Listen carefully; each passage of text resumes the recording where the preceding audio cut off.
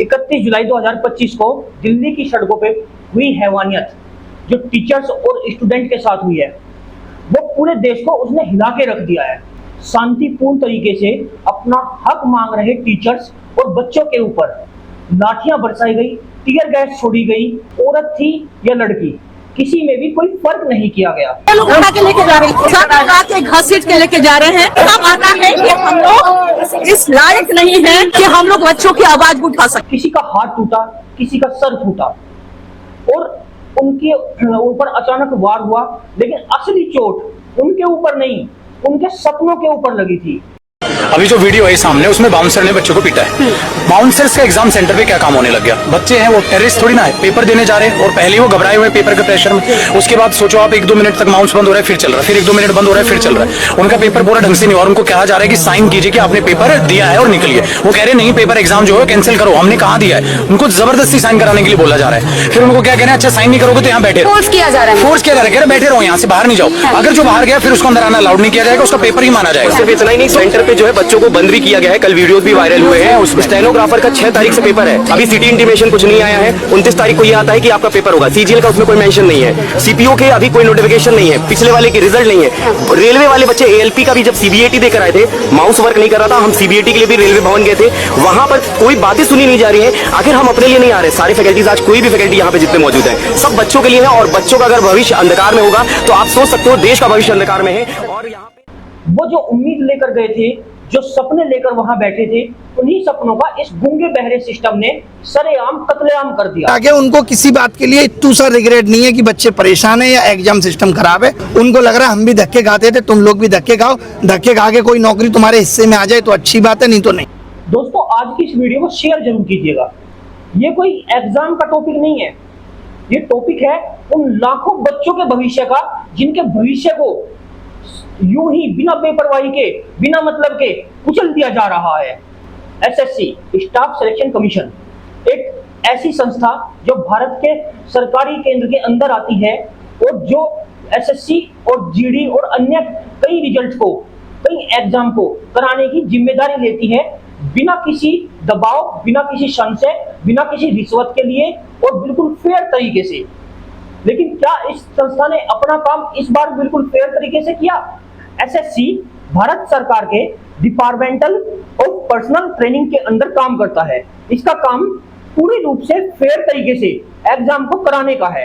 लेकिन इस बार इस संस्था ने ऐसा काम किया, इसके अंदर दिखाई जाने वाली ऐसी कमियां सामने निकल के आई जो ना ही टीचर्स और स्टूडेंट बल्कि किसी भी आम आदमी के नजर में बहुत ही बर्दाश्त करने से बाहर की बातें होती हैं। इस परीक्षा में सबसे शुरू हुआ पहला फॉर्म भरने में दिक्कत।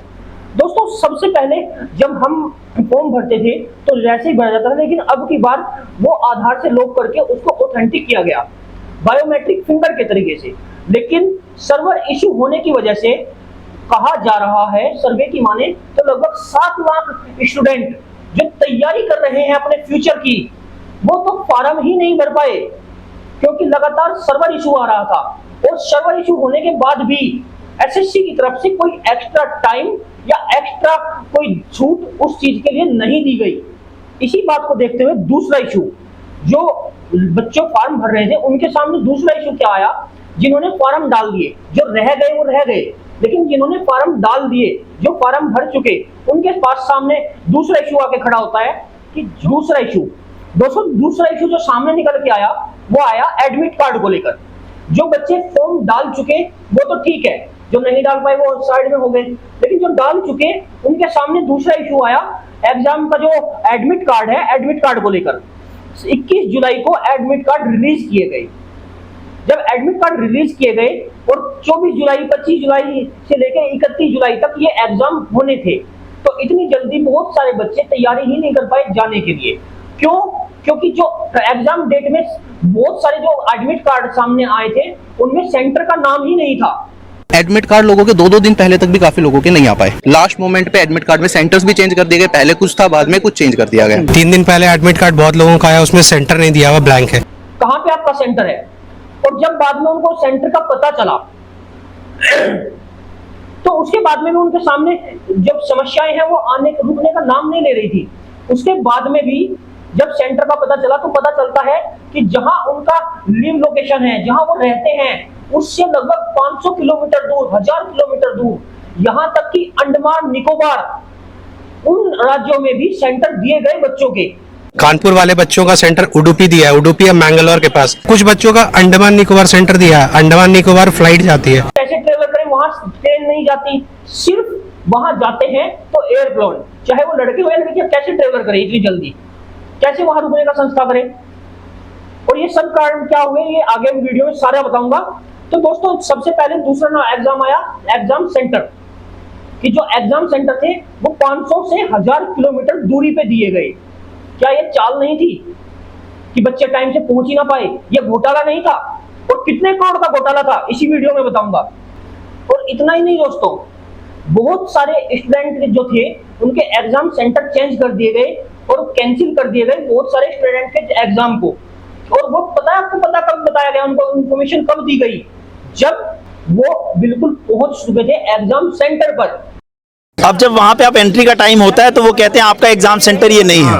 एग्जाम सेंटर जब पे जाने के बाद में उनको पता चलता है कि आपका एग्जाम कैंसिल हो चुका है या फिर आपका एग्जाम इस सेंटर पे है ही नहीं, दूसरे सेंटर पे है। इसकी इंफॉर्मेशन एक दिन पहले, 2 दिन पहले कोई मेल के थ्रू, कोई एसएमएस के थ्रू कोई भी बच्चों को प्रोवाइड नहीं की गई। और इतना ही नहीं, कोई एसएमएस नहीं किया, उसके अलावा भी एसएससी की तरफ से कोई लीगल इंफॉर्मेशन, आपका सेंटर बदला गया नहीं, कोई इंफॉर्मेशन ही नहीं दी गई। ना ही वेंडर की तरफ से कोई इंफॉर्मेशन दी गई बच्चों को। अब आप कहेंगे वेंडर क्या है? दोस्तों सबसे पहले वेंडर को समझना जरूरी है। वेंडर क्या होता है कि एसएससी एग्जाम करने के लिए जैसे ठेका देती है, देसी भाषा में बता दूं, ठेका देती है किसी थर्ड पार्टी को। पहले ये ठेका अन्य ग्रुप को दिया जाता था, आज किसको दिया गया ये सब डिटेल में बताऊंगा। अब आगे जो स्टूडेंट लगातार वहां खड़ा है और खड़ा होके अपने एग्जाम की सोच रहा है कि कब हम अंदर घुसेंगे, उनको कहा गया कि तुम अंदर मत जाओ।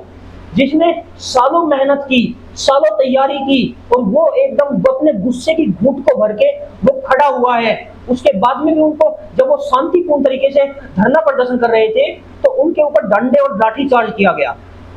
और इतना ही नहीं दोस्तों, कई जगह, कई सेंटर पर फिंगरप्रिंट जो लगा के एंट्री मिल रही थी वो फिंगरप्रिंट ही फेल हो गए। आज मैं एग्जाम देने गया था, वहां पे ना मेरा बायोमेट्रिक नहीं हो पाया, कुछ लोगों को अंदर ले लिया, कुछ का पेपर नहीं दिया और हमसे जबरदस्ती साइन करा लिए। वो फेल हो गए, उन्होंने एक्सेप्ट ही नहीं किया किसी भी अंगूठे को। ये सेंटर पे, कई सेंटरों पे ये भी दिक्कत, बंदा टाइम से पहुंच गया, बंदे ने फॉर्म भी भर दिया जैसे तैसे मुसीबतों का सामना करके, लेकिन जब वो बंदा पहुंचता है सेंटर पे तो पता चलता है कि उसका बायोमेट्रिक ही एक्सेप्ट नहीं हो रहा है। और इसके बाद में भी कोई मैनुअल प्रोसेस कि चलो कोई एक्सेप्ट नहीं करेगा तो कोई मैनुअल प्रोसेस होगा, तो कोई मैनुअल प्रोसेस सेंटर पे अवेलेबल ही नहीं था। अभी तक जो मैंने आपको बताया वो सिर्फ और सिर्फ नमूना था। असली गड़बड़ी अब शुरू हुई है इस एग्जाम में। अब क्या शुरू हुआ, जो अंदर चले गए जैसे तैसे करके फॉर्म डाला, फॉर्म डाल के हजारों किलोमीटर यात्रा की, यात्रा करने के बाद में जो अंदर चले गए जिनका फिंगरप्रिंट भी एक्सेप्ट हो गया, उसके बाद में उनके सामने प्रॉब्लम सामने क्या आई कि कई जगह सर्वर इशू थे, कई जगह माउस काम नहीं कर रहे थे, जो सेंटर पे वो बैठ के एग्जाम दे रहे थे कई जगह माउस काम नहीं कर रहे थे, कहीं एलईडी हैंग हो जा रही थी और कई जगह ऑटोमेटिकली जो आंसर थे कंप्यूटर उनको एक्सेप्ट करके लॉक कर दे रहा था। इतना ही नहीं, कई जगह तो आपको नीचे भैंस बैठी हुई है, चारा खा रही है, उसके ऊपर एग्जाम सेंटर बना के दे दिया गया। और इतनी टूटी फूटी हालत में 16-17 साल की लड़कियां ऐसे ऐसे करके टिकटॉक और इंस्टाग्राम में वीडियो बना रही है, वो इन्विजिलेटर है। भाई आप यूपीएससी के एग्जाम में देखिए, जो सरकारी टीचर्स होते हैं वो इन्विजिलेटर्स होते हैं। कुछ प्रॉब्लम होगा उसकी सरकारी नौकरी चली जाएगी, इसका क्या जाएगा, 800 रुपया जाएगा बस। कुर्सियां और गर्मी से तपते कमरों के बीच स्ट्रेस का माहौल। फिर जब वो पेपर देने जाता है वहां एग्जाम सेंटर में पाता है कि हाँ डीजे बज रहा है, कहीं पे भैंसे बनी हुई हैं, क्योंकि वो एग्जाम सेंटर 4 दिन पहले तैयार हुआ है। इतनी मेहनत करने के बाद बच्चा एग्जाम देने की तैयारी करता है, कम से कम पंखा तो हो। कई जगह पंखे तक नहीं चल रहे थे इन सेंटरों पे।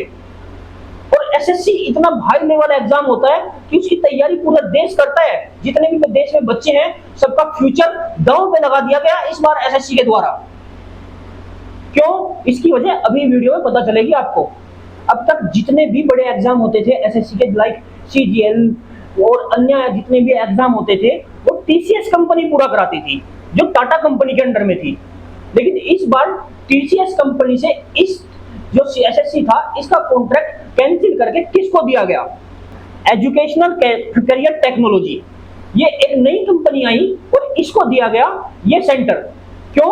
क्योंकि ये इस कंपनी के बारे में आपको थोड़ा डिटेल में बता दूं।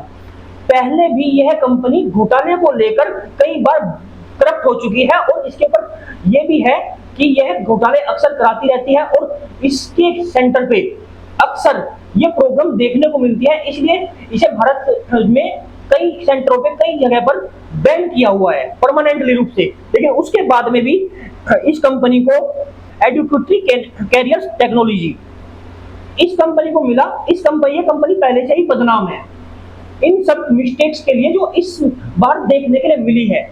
ये कंपनी के बारे में बता दूं, ये पहले भी ब्लॉक हो चुकी है कि इसको कोई भी ऐसी एग्जाम परीक्षा ना दी जाए।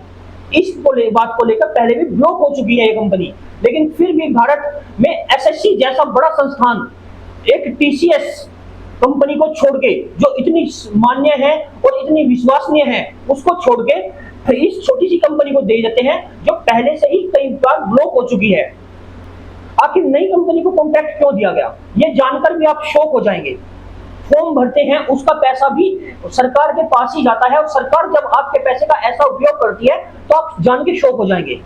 इस कंपनी को टीसीएस से हटा के क्यों दिया गया, ये जानने के लिए आपको ये देखिए, टीसीएस का जो प्राइस रखा गया था टीसीएस की तरफ से वो 350 रुपए रखा गया था और जो ये नई कंपनी आई इसने जो अपना प्राइस रखा वो 220 रुपए पर स्टूडेंट रखा। 220 लगभग 220 से 320 और 30 50 130 रुपए का एक आइडिया है। 130 रुपए का पर स्टूडेंट डिफरेंस था। क्या एसएससी के पास में फंड्स की कमी है? क्या जो एग्जाम भर देते हैं के लिए फीस जमा होती है क्या उससे पूरा नहीं होता? ये भी इसी वीडियो में बताऊंगा मैं आपको। दोस्तों, एक फॉर्म के अकॉर्डिंग एक फॉर्म जो एसएससी का भरा जाता है वो लगभग फीस लेते हैं और 100 रुपए के आसपास लेते हैं। और सन 2022-23 की रिपोर्ट उठाकर देखें तो इन फॉर्म से जहां एसएससी ने 130 रुपया बचाने के लिए एक ब्लैक लिस्टेड कंपनी को कॉन्ट्रैक्ट दे दिया, उस 130 रुपए के का प्रॉफिट मैं आपको बताता हूं कहां होता है। 133.6 करोड़ 2022-23 का डाटा कहता है 133.6 करोड़ रुपया एसएससी ने कमाया था फीस से। उसके बाद में भी उस पैसे को यूज ना करते हुए सिर्फ 130 रुपए को देखते हुए एक ब्लैक लिस्टेड कंपनी को इतने बड़े एग्जाम का कॉन्ट्रैक्ट दे दिया गया। आखिर क्यों? अगर इसी अमाउंट को मैं 2017 से 2023 तक कवर करूं तो 2023 तक 2017 से बताया जा रहा है एक सर्वे के मुकाबले 468 करोड़ रुपया एसएससी ने सिर्फ फीस से कमाया था। जो हम स्टूडेंट को नॉर्मल सुविधा भी नहीं दे रहे हैं, वो संस्था, गवर्नमेंट संस्था 468 करोड़ रुपया कमाती है, लेकिन बच्चों को के ऊपर खर्च नहीं करना है। वो 130 रुपया बचाने के चक्कर में एक ब्लैक लिस्टेड कंपनी को कॉन्ट्रैक्ट दे देना है इनको। और इतना होने के बाद में भी अगर स्टूडेंट और टीचर मिलकर शांतिपूर्ण तरीके से धरना प्रदर्शन करके अपना विरोध जताते हैं किसी गवर्नमेंट संस्था के अकॉर्डिंग, तो उनके ऊपर टीयर गैस छोड़ के, उनके ऊपर डंडे बरसा के उनका स्वागत करके उनको भगाया जाता है। वहां से डंडे बरसाए जाते हैं उनके ऊपर। आप डंडे की खबर पहले सुन चुके हैं।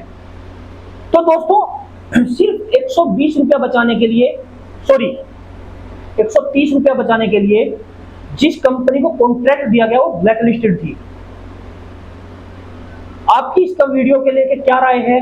आपको जो मैंने इंफॉर्मेशन दी आपके कितने काम आई और क्या आपको इसमें सच्चाई लगी या गलत लगा, ये सभी आप प्लीज कमेंट करके बताएं। और मिलते हैं किसी नेक्स्ट वीडियो में, तब तक के लिए नमस्कार।